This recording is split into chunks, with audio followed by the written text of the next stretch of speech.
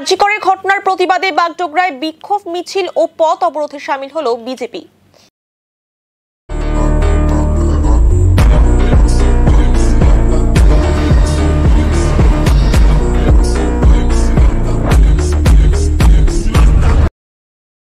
এদিন বাগডোগরা বিহার মোড়ে মাটিগাড়া নকশালবাড়ির বিজেপি বিধায়ক আনন্দময় বর্মনের নেতৃত্বে পথ অবরোধ করেন বিজেপি কর্মী সমর্থকেরা।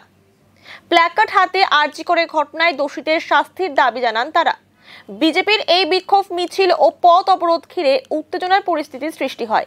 পুলিশের সঙ্গে বচসা বাঁধে বিক্ষোভকারীদের। পরবর্তীতে পুলিশ পরিস্থিতি নিয়ন্ত্রণে আনে।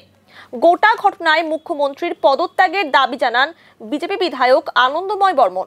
দোষীদের আড়াল করার চেষ্টা করছে এই সরকার, এমনটাই মন্তব্য করেন তিনি। রাজ্য জুড়ে যেভাবে একটার পর একটা ঘটনা ঘটছে আপনারা সবাই জানেন।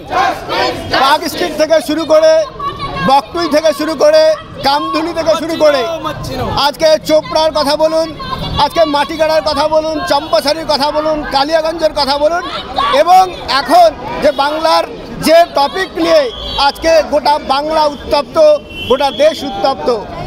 আরজিকর হসপিটাল এবং মেডিকেল কলেজ, সেখানটায় একজন ডাক্তার, তিনি সেখানটাতে আর পেশেন্টদের দেখেন। ডাক্তারদের আমরা দ্বিতীয় ভগবান বলি, যারা আমাদের রোগীদের প্রাণ রক্ষা করেন।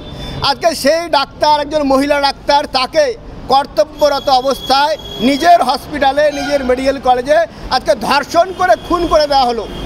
এবং একটা অডিও ভাইরাল হয়েছে, তাতে আপনারা সবাই জানেন যে শুধুমাত্র তাকে ধর্ষণ করে খুন করা হয়নি, এর পেছনে বড় একটা ষড়যন্ত্র, বড় একটা চক্রান্ত রয়েছে, একটা র্যাকেট কাজ করছে।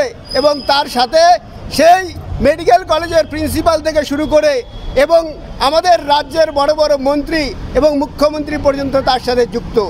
এবং এই যে প্রথমে ঘটনাটা এমনভাবে প্রকাশ করা হলো যেন সেই মেয়েটি, সেই ডাক্তারটি আর সুইসাইড করেছে, কিন্তু পরবর্তীকালে দেখা গেল যে তাকে কয়েকজন মিলে গ্যাংরেপ করেছে, তাকে হত্যা করেছে, এবং তার নেপথ্যে একটা বড় ষড়যন্ত্র।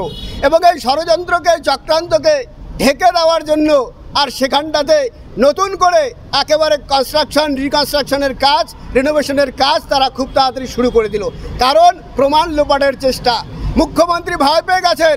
আজকে গোটা বাংলার মায়েরা, বোনেরা, দিদিরা আজকে তারা স্বাধীনতার রাতে গোটা বাংলাকে উত্তাল করে দিয়ে লক্ষ লক্ষ কোটি কোটি নরনারী একসাথে এসে তার প্রতিবাদ করেছেন। আমরা জানি যে এই ঘটনা কেঁচো খুঁড়তে গিয়ে আর কেউটে বের হবে, আর এই ভয় মাননীয় মুখ্যমন্ত্রী পাচ্ছেন। সেজন্য সিবিআই তদন্ত হাইকোর্ট দিয়েছে। আমরা জানি সিবিআই তদন্তের আর ফলাফল যখন বেরোবে তখন এখানটায় দেখা যাবে আরও বড় বড় মাথারা যুক্ত আছে। সেই মেডিকেল কলেজে বলছে ড্রাগসের ব্যবসা, বিভিন্ন ধরনের র্যাকেটের ব্যবসা, সেগুলো সব চলছে। আর তার মুনাফা কোথায় যাচ্ছে, তার টাকা কোথায় যাচ্ছে? সমস্ত তৃণমূল কংগ্রেসের নেতামন্ত্রীদের ঘরে ঘরে। সেজন্য এই ধরনের একটার পর একটা ঘটনা বাংলা জুড়ে ঘটছে।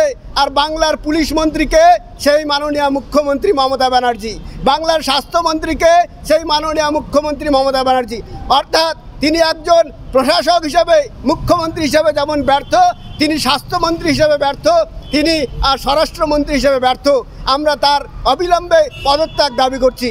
এবং যতক্ষণ না পর্যন্ত এই বাংলার, তার নাম তো মমতা, কিন্তু তিনি যত কাজ করেন, আর তাকে হয়তো তারকাশ্রী বা পুতনাশ্রী উপাধিও দেওয়া যেতে পারে।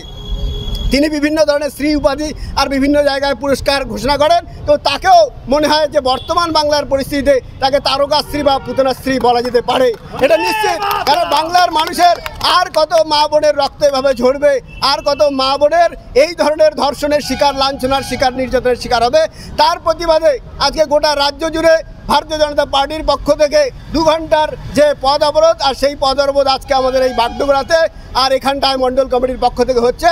এবং আমরা আপামর বাংলার সাধারণ সুধী নাগরিকজন তাদেরকেও বলবো, তারা যেভাবে এই বাংলার এই যে মা বোনেদের উপর অত্যাচার, তার বিরুদ্ধে নেমে পথে দাঁড়িয়েছেন, আগামী দিনে এই আন্দোলন যতক্ষণ না পর্যন্ত এই স্বৈরাচারী সরকার, এই স্বৈরাচারী মুখ্যমন্ত্রীকে বঙ্গোপসাগরে ছুড়ে না দিয়ে বাংলা সুশাসন প্রতিষ্ঠা করা হচ্ছে, ততদিন আপনারা ভারতীয় জনতা পার্টির এই আন্দোলনের সাথে থাকুন।